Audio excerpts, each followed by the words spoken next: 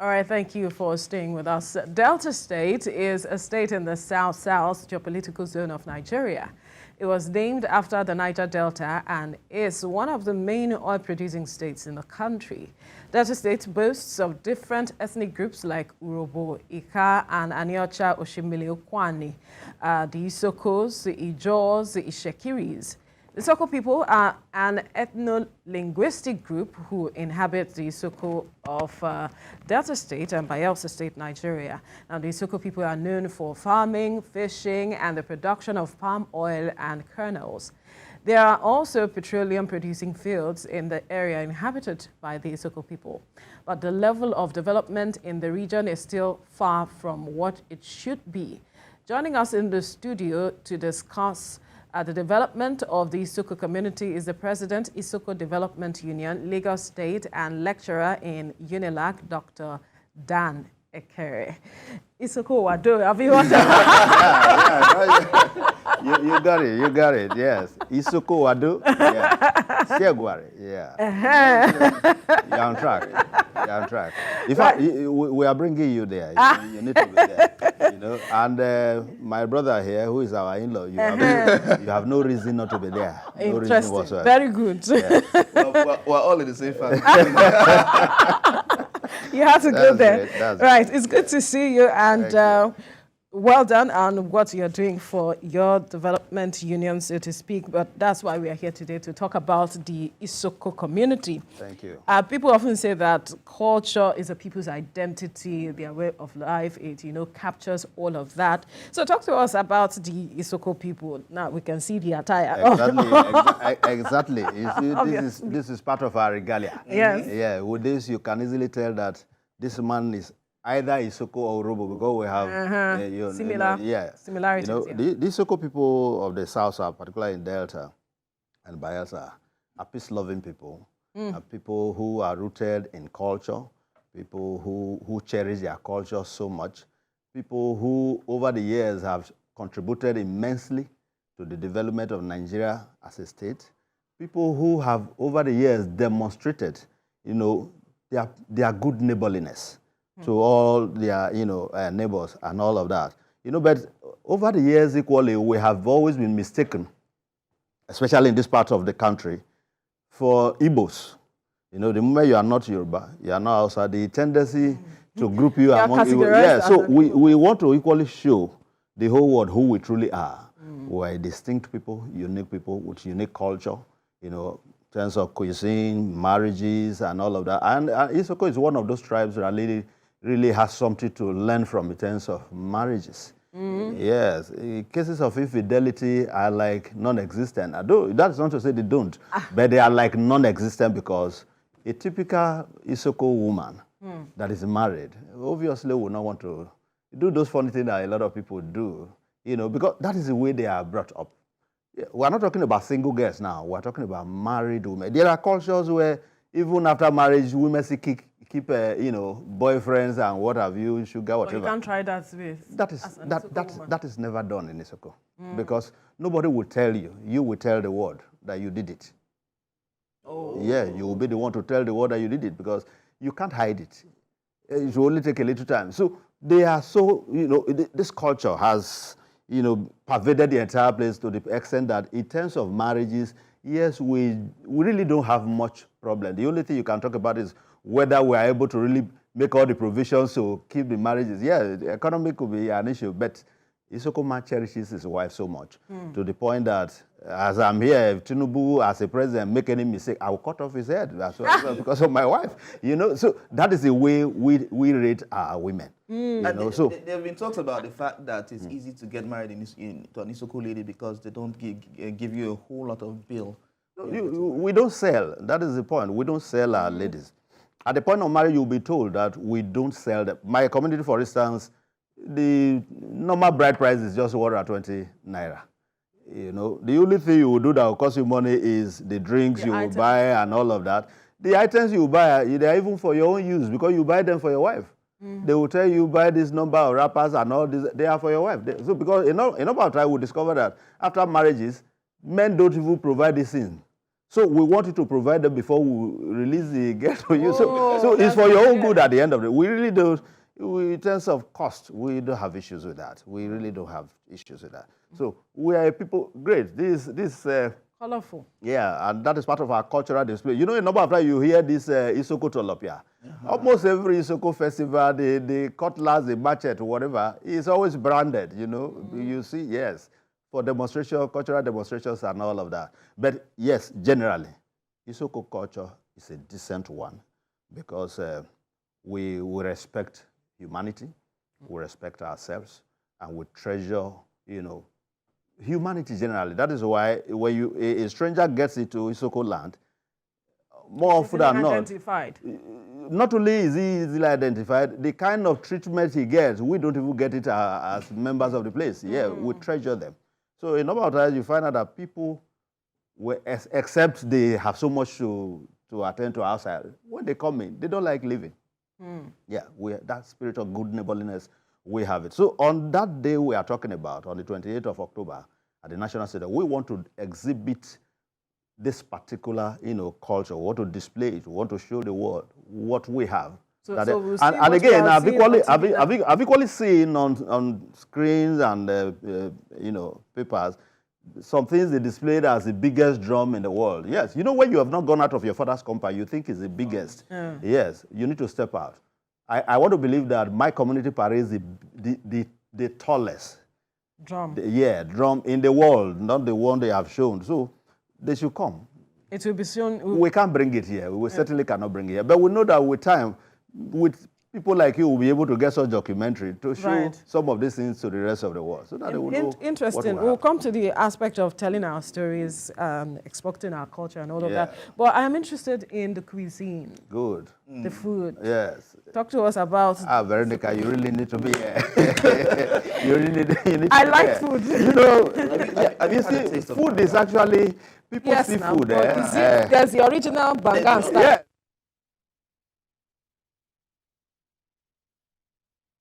It's the soup itself. But when you talk about fish, it's just this oil exploration that has actually subjected us to much of this challenge of what to eat. Otherwise, we eat fresh fish from the fresh waters, you know. But pollution has dealt a very terrible blow on the, you know, ecosystem. Otherwise, fish is usually, you know, a normal, when a child cries, that's what you use in try to appease the child. Look, just take and eat. Because, yeah, you see it everywhere. But today, it has become such a scarce commodity because of our exploration. Unfortunately, we are not benefiting so much from the oil that is being explored or exploited.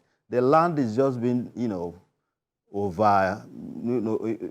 exploited without any commensurate, you know, replication of, you know, the advantages that should emanate from such a situation. But in terms of the cuisine, we have a lot of them. Rice, those ones are foreign, whatever. But our main food, you talk about banga soup, pepper soup. So then Owo soup. This is common amongst the Niger Delta region. Yes, Owo soup is actually more associated with the Urhobos. But like I told you, a lot of affinity exists between the Urhobos and the Isoko. So yes, you'll find that. And on that day, I will make special reservation for you, you know, to test all of the Owo soup, banga soup, and even pepper soup. It's not these ones that you go to some of these joints to That's eat. why I said the original one. When you come, you see pepper soup at its best, at its peak. That is, you see, what you call ukodo is the pepper soup itself. Really, yes. That is, but more often than not, the way we actually describe ukodo is a kind of food that people contribute to make. Really? That is why among Isokos you hear that you don't use one person's items to prepare ukodo. You know, usually it's a matter of people contribute here and here. But then even that ukodo comes in format of pepper soup. So the pepper soup, the original version of it is what you get on that day, not this adulterated one that you just, you know, they put some of those white flavors that you think you enjoy it at its best. So be there. Okay. The banga soup, the same thing, you know. There are ways we prepare it that you will know that these are the real owners of this particular cuisine. So you will feel a lot. Of course, because the taste will come different. Certainly. But is the event all about, you know, displaying all of this, the food, the cultural display and all? Is that all? Well, that is a major part of it. Okay. Because culture distinguishes people. Culture identifies people. You see, if you see me facially, ordinarily, you will not be able to tell where I'm really from. But at the time I begin to exhibit certain, dispositions, you begin to look at it. Could it be this person is from here? At the time you now listen to my language, you'll be able to tell. So we want to show everything about the Isokos. Even in the way we marry, the way we, relate with people and all of that, we'll do that. Then event equally will be an opportunity for us to equally recognize some of our illustrious sons and daughters who have been able to, make their mark in their various fields of endeavor. And there a lot of them. We have the likes of General Alexander Ogumudia, the former CDS, is one of those to be honored. You have so many of them. There, even the former president of ICANN, Dame Onome Adeoye, is one of us. So many of them. There are many. Really many. We want to identify with them and to encourage others to emulate such steps. Again, we have come to a point where we now want to equally have a place we can call our own, a rallying point, the Isoko Civic Center. Yes. So the Isoko Civic Center, we're going to do some fundraising on that day to be able to, put the structure in place where you can easily relate to the Isoko people. Okay, I want to see Isoko people, or I want to know about. There you can. You can easily identify with it. And I'm sure that at the end of this event, we're most likely going to, create our website where, images of this and every other thing that you need to know about Isoko will be eventually domiciled. So it's an all-embracing event. Then, importantly, we need to understand, like I said, we want to show to the world that we're a distinct people. We have our identity. Why is this important? It's very important. Very important. At this time? And especially for this part of the country. It's so easy for them to group people together. We are not saying that the people with whom you are grouping us are bad people, because some of those communities in Isoko does not have a particular origin that this is where all of them came from. We came from different places. Some actually came from Igbo land. Some came from other places. So to now just group everybody that does not speak your language as Omo Igbo, I think it's an error. We are too educated in this part of the world to make that kind of a mistake. The fact that you find Europeans doesn't mean that everybody is a Briton. So that is part of the issues we want to, make very clear on that day too, because, in Nigeria we have several ethnic nationalities, several, languages and the rest of them. We want to put our own in the forefront so that you can easily identify who we are. And then you will be able to tell, that these are people of this place or that place. A lot of, when you go to a place like Ajegula, you are likely going to feel, a lot of, the impact of Isokos in that community. There are so many there. And we have a way of life that you cannot just begin to, just push aside.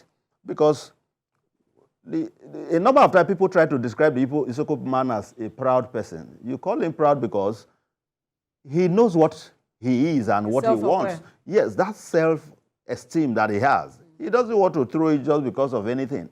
We respect ourselves. So a number of times people tend to see it as, pride. But there's nothing wrong with even pride. It's only when, if you don't have pride, who are you? Are you a human being? But how you exhibit it is the issue. So sometimes, this part of the world, people greet and they prostrate, you lie down, and they call that respect. Even sometimes, even after doing that, you can see it's all the person behind, We don't do that. Oh, okay. We don't do that. But that is not to say that we don't respect people. Are you following? So respect is not about that show, that public show. So we equally want to let people know that when we greet and we don't lie down, it does not show disrespect. So many things we want to put straight on that day. Okay, so there's this focus also on family values I've noticed with Isoko people, where you see people of the same parentage, you also see cousins and everybody all together. They don't miss. What has led to all of that in the past? What has led to building the bond and family? Yeah, you see, a typical Isoko community sees every child as a product or a community asset. You see, the child is only your own when he's still a fetus. The moment the child comes out, the child is celebrated and it becomes a community asset. So everybody has a responsibility to ensure that that child is properly raised. Because if at the end of the day you see a child that is doing some things, or the parents are not able to do a few things to keep the child straight, and you decide to ignore just because you feel you are comfortable, at the time the child begins to exhibit whatever evil that will emanate from that, you will be a beneficiary of it, or a victim, whatever you call it. So we see the child as a community asset. So everybody rallies around. That is why we hardly talk about cousins. We hardly talk about cousins. We actually talk about brothers and sisters. Practically everybody is either a child or a brother or a sister. That's the way we see ourselves. So you have this extended family lifestyle, right, so well pronounced, that in a home you will not easily tell who is the biological child, because a typical Isoko family takes care of both, siblings and all of that, and everybody just, until they get to a point where they can, find their feet. That's the way we live our life, community lifestyle, and it has never really disappointed us over time. So you still find some communities who gather resources to even sponsor children. Yeah, that still happens. Though the so-called Western civilization that we have embraced is creating some little bottlenecks. We have seen the people now begin to talk about, you didn't call me before you visited. That has never been part of our life. Right, we are seeing the influence of Western culture. Yes. In fact, some persons say that our culture is being eroded as a result of embracing this. But how is it that the Isoko people are still able to hold on to their culture? Yeah. What value are they seeing that they are still holding strongly to this, yes, this culture? As a matter of fact, integrity is something that we cherish so much. And good neighborliness is equally something. We are always our brother's keeper. And there are so many things. Then we equally place so much value on marriages. Fidelity is critical. So we don't tolerate infidelity in marriages. So there are a lot of things that have actually strengthened the kind of bond that exists among these Isokos. So because of that, their respect generally, then for elders in particular, is critical. Today, you now find children who have, through one way or the other, made some little money, and they now feel that they're, But when you go to community settings, they will still tell you who you are, where you want to show yourself more than who you truly are, and you don't have the kind of wealth that can actually be verified, that they can tell that this is how you made your money. You equally, your money you will spend and make all the whatever, but they will tell you when the chips are down, they will let you know where you truly belong. So we don't really celebrate just anything money. We want to be sure that what you are spending is actually earned. So that discipline is there. So in a way, because we still sustain this kind of attitude of, you don't just jump in and say, because you have done this, then you are that, we have been able to, sustain that pace to this point. Though it is getting a bit, difficult to actually keep it 100% because of the influence of, alien cultures and the rest. But then, to a large extent, we are still who we are. So like still keeping it, more than 70%. And people are able to pass that down to their children. Exactly. That is why today my child cannot come to my house with something that I know I did not provide, going to school. You come home with a biro that I know I didn't buy, you will tell me how you came about the biro. Those questions are still, we still ask those questions. And that is one way of sustaining that lifestyle, that character that we have always treasured. Because we feel that a good name is better than riches. And you need to sustain it. So it's not just about, I have so much. That's why among those we are going to honor, they are not necessarily the richest in the community. People of value, people have been able to show to the world that, yes, we are capable of this in their own right. They've been able to contribute meaningfully to development. Some are big estate developers in Lagos here, and all of that. Some are community leaders. We are recognizing what they have done, the impact they have brought to bear on the Isoko people. So for others to be encouraged. Those who are, grew up in Lagos, most times they grow up with, a lot of them grow up with the values of the neighborhood, where you'll be in a compound, sometimes you don't even know who is in the next apartment. We don't really live our lives like that. We want to be sure of what is happening to our neighbor, So those are some of the things that will play out eventually at this event. It's going to be a very huge So gathering. is it just the Isoko people that are meant to come? No, not at all. That is why I'm inviting you, Veronica. That is why I'm saying you should come over. If it's just about the Isoko people, we won't even come here to discuss it because we will reach out to them. But we want the rest of the world to felicitate with us. So come and rejoice with us. It's a free event. Hey, exactly. You don't need to register. You don't need to pay anything. Just come and be part of it. We'll give you a seat. You watch the whole thing live. And at the end of the day, you'll be where is this happening again? It's happening on the 28th of October at the National Stadium, the indoor sports hall, the basketball sports hall. Saturday. Yes, it's about I think that's the first hall once you enter the main entrance. Yes, that's where the whole thing will be happening. I think you have to be careful eating banga and start because we're going to sleep. Just keep just keep the space for that day, and you will have enough banga. You see, do you know that even the rice we eat too, the way we prepare our coconut rice is another. Yes, also banga rice. Yeah, we have banga rice. I saw a video of how they prepare the coconut rice, and I was wondering. Yeah, you need to be there. We are going to put all this on display so that the world will know that we have something to actually showcase. And it's good as we have all of these things in Nigeria. Nigeria is about when it comes to culture. We have it in abundance. I'm telling you, the diversity has added so much value. But unfortunately, we are not really doing much. Because all these ones that people marry in the city room, by the time they get to the bedroom, marriage is over. We are not. That's not part of our life. People just pick marriages. They see like you are buying an item in the market. You can buy it here, just remove the wrapper and throw it there. We don't do that. Marriage is a lifetime thing among us. So we cherish the values that are attached to it.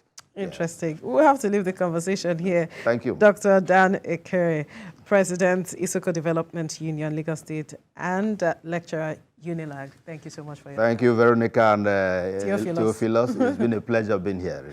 And I'm certain that... I'll be watching out for we'll definitely be there. And I will call this station to confirm. Be a yearly event. No, we do it once in 3 years, really. Oh, once in 3 years. Yes. Oh. And I will confirm from the studio whether you are on duty. If I don't see you, I will know that you choose not to. So go and eat banga and starch. So prepare to be here, okay? Prepare to be there. No problem. Thank you so much. Thank you. You are all invited.